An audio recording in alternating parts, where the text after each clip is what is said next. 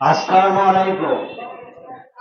উপস্থিত বেজাল ফাউন্ডেশনের সম্মানিত চেয়ারম্যান এস এ মোর্শেদ এবং আমার সহকর্মী বৃন্দ,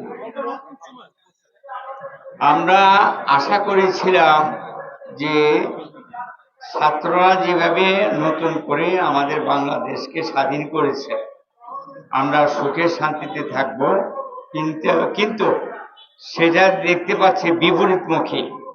এটার কারণ হচ্ছে ভারতের দালালি এবং শেখ হাসিনার সাথে যারা সহযোগিতা করছেন তারাই দেয়।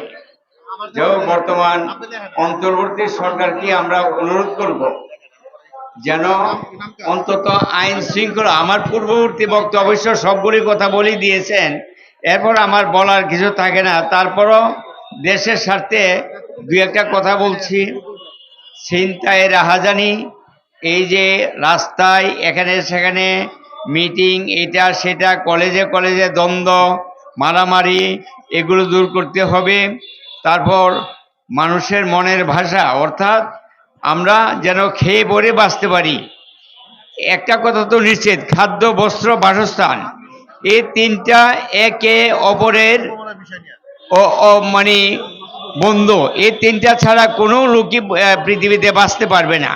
কাজেই বর্তমান অন্তর্বর্তী সরকারের কাজ হবে যেন সাধারণ মানুষ খেয়ে পরে বাঁচতে পারে সেই ব্যবস্থা করা, আইন শৃঙ্খলা ঠিক করা। যেভাবে চাঁদা, নতুন করে চাঁদাবাজি ছিনতাই হচ্ছে, তাতে করে দেশ চলতে পারে না। তো যাই হোক, আমার পরে তো আরো অনেক বক্তারা রয়ে গেছেন, বিশেষ করে আমাদের চেয়ারম্যান মহোদয় বক্তব্য রাখবেন। কাজেই আমার বক্তব্য সংক্ষিপ্ত করে আমি এখানে শেষ করতে চাচ্ছি। আসসালামু আলাইকুম।